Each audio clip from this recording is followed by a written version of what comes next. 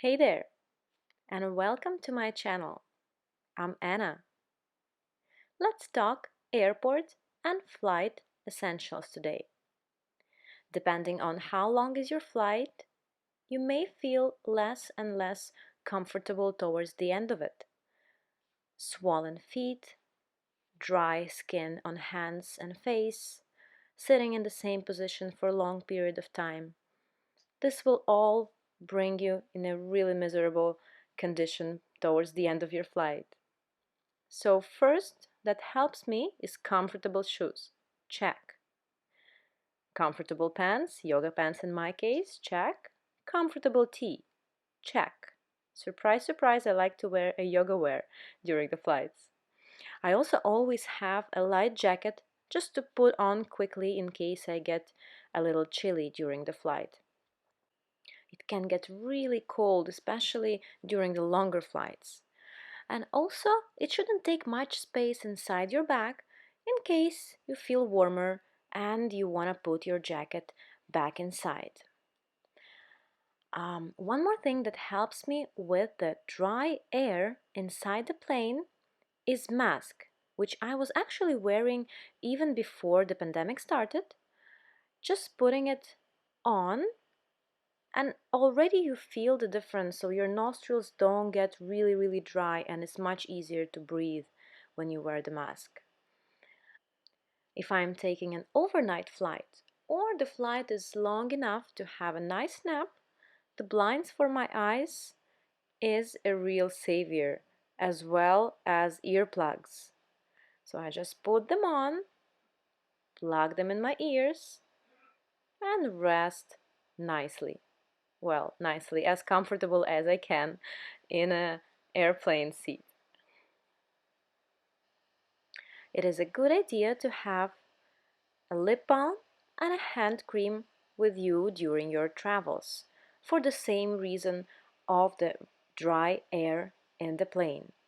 So putting it on your lips where the skin is really sensitive or on your hands where the skin is usually drier because we wash our hands a lot. It really helps and works miracles during the flight.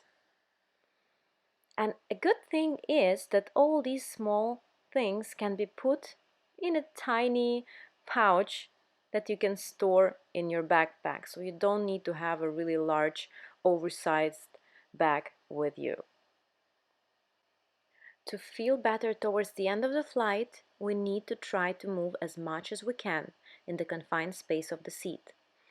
Wearing open shoes really helps, or removing them at all. Let's start with some ankle stretches. So we flex and point our feet a few times, straightening our legs as much as we can.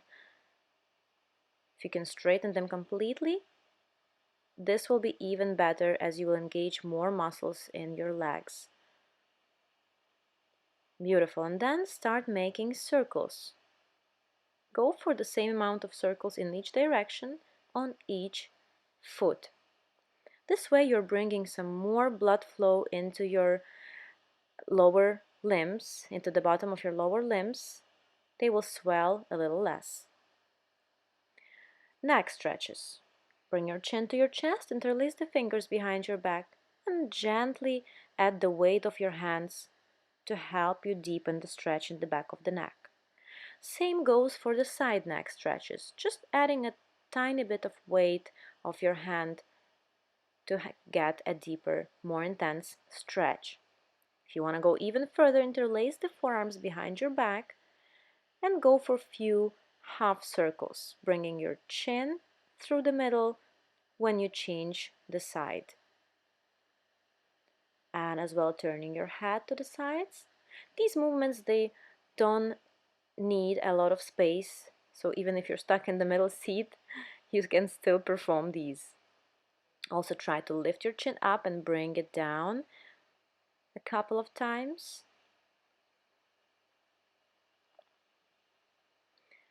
And then release your forearms. And let's work on our upper back stretch. Make an eagle arms, interlacing your forearms in front of you. On the inhale, lifting the hands and elbows up. On the exhale, tapping your tummy with your elbows. Go for at least 3 rounds on each side. Inhaling, lifting them up, and exhaling, lowering the elbows down towards your belly. Again, the confined space of the plane seat should allow you to do at least these. One more, if you have a little bit more space or no one is sitting next to you, it's a good idea to go for some glute stretches. So you can bring your foot on top of your thigh, on top of your knee, flexing your foot, gently pushing your knee down and leaning forward. You will get that nice stretchy feeling in your buttocks. And we're good.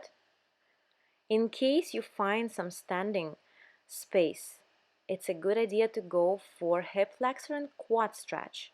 So you're holding on to your foot from behind.